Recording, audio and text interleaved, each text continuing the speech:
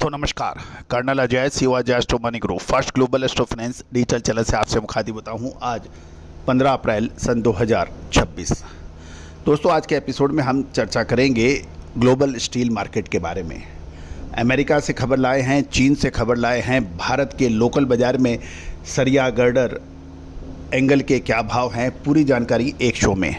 दोस्तों हमारा हर संभव प्रयास रहता है कि स्टील पर जो आपको अपडेट दें वो आपको बहुत बेहतरीन, ऑथेंटिक और विश्लेषणात्मक दें।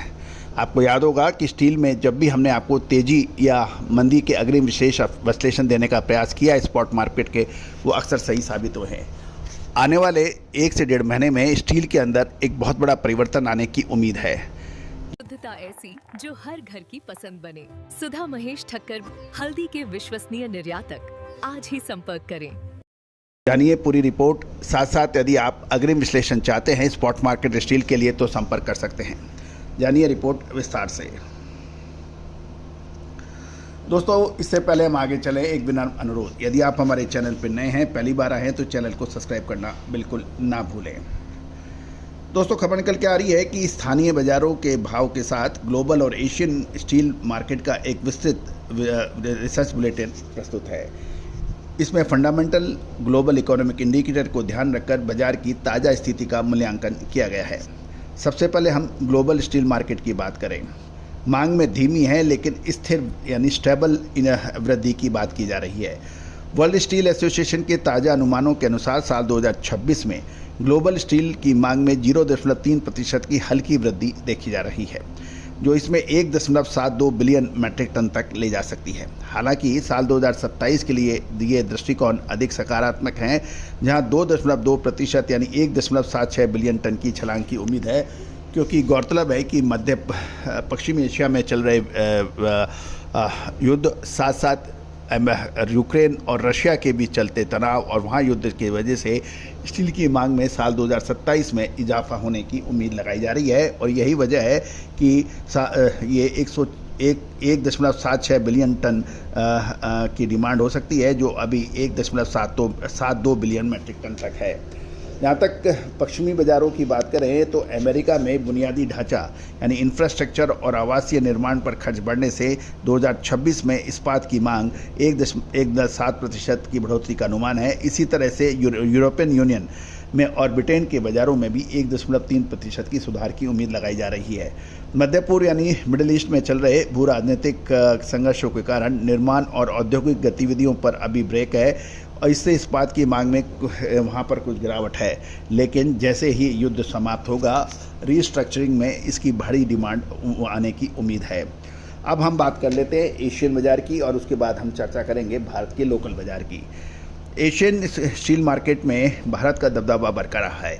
एशियन और ग्लोबल दोनों स्तर पर भारत सबसे तेज़ी से बढ़ने वाला स्टील मार्केट है। रेलवे नेटवर्क के मॉडर्नाइजेशन, ऑटोमोटिव सेक्टर में तेज़ी, इंफ्रास्ट्रक्चर प्रोजेक्ट्स के दम पर भारत में 2026 में स्टील की मांग 7.4% और साल 2027 में 9.2% तक बढ़ने की उम्मीद है। ये फैक्टर को बहुत ध्यान देने वाली बात ही है और यही वजह है कि भारत की लोकल स्टील कंपनियों ने अपनी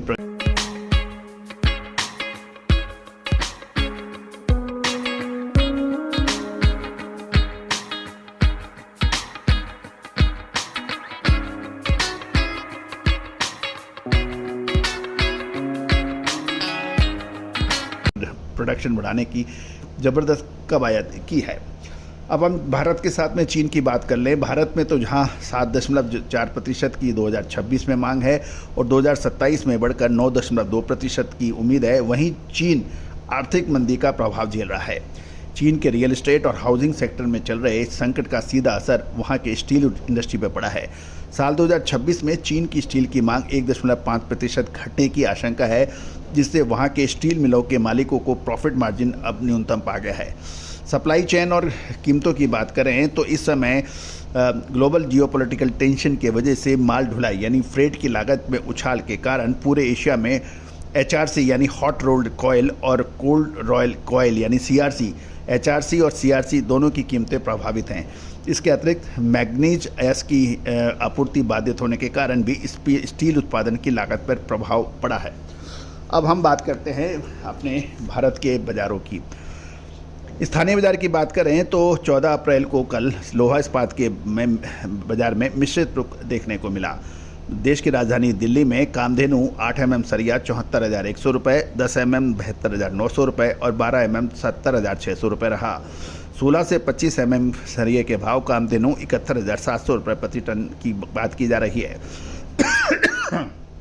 अंबा शक्ति 500 SD 8 mm सरिया 72,900 रुपये और 10 mm 71,100 रुपये और 12 mm 70,300 रुपये रहे। 16 से 25 mm के भाव 70,600 रुपये और 72 mm के भाव 7250 रुपये प्रति टन 72,500 के प्रति टन रहा। अंबा शक्ति दाइकोर में 8 mm 72,800 रुपये, 10 mm 71,400 रुपये और 12 mm 68,100 रुपये के भाव रहे। 16 से 25 mm के भाव 70,300 रुपये और 32 mm के भाव 69,300 रुपये के भाव रहे। KVS TMT 8 mm 73,100, 10 mm 72,600 रुपये और 12 mm 70,400 रुपये रहे। 16 से 25 mm 72,100 और 28 से 32 mm 69,600 के भाव थे। TMT जय भारत 8 mm 71,600, 10 mm 20,400 और 12 mm 68,000 रुपये के भाव रहे। 16 से 25 mm के भाव 69,200 रुपये के रहे। कामधेनु बैटरी PS 10,000 ये प्रति पीस की बात है। 8 mm 408 रुपये, 10 mm 626 रुपये और 12 mm 825 रुपये प्रति सरिया रहा। 16 से 25 mm 1,575 रुपये और 20 mm 2,462 रुपये रहे। 25 mm के का जो है वो 3,843 रुपये का भाव रहा। एंगल राना 51,500 प्रति ton GST extra. Channel Rana 51,500 रुपये प्रति टन GST एक्स्ट्रा। गार्डर जय भारत और अनमोल 52,500 रुपये। टी आयरन राना 54,500 रुपये और बिलट 46,000 रुपये के भाव रहे। 2.5 से 3 इंच से लेकर और 47,500 रुपये 5 इंच तक। स्क्रैप यानी पुराना स्क्रैप 41,500 और सामान्य स्क्रैप 42,500 रहे। इनगट 48,500 और राउंड 56,000 रुपये प्रति टन रहा।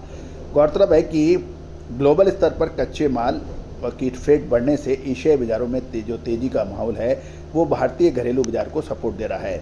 इंफ्रास्ट्रक्चर क्षेत्र की मजबूत मांग के कारण स्थानीय बाजारों में स्ट्रक्चरल स्टील और सरिये की खपत आने वाले महीनों में मजबूत रहने की उम्मीद है। दोस्तों, अब महत्वपूर्ण यह है कि अभी माल रोकना चाहिए या बेच लेना चाहिए। इसकी विशेष अग्रिम रिसर्च रिपोर्ट आप हमसे प्राप्त कर सकते हैं, नंबर स्क्रीन पे दिए हुए हैं।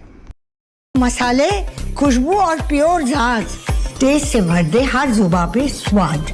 एवरीडे मसाले, देश का स्वाद।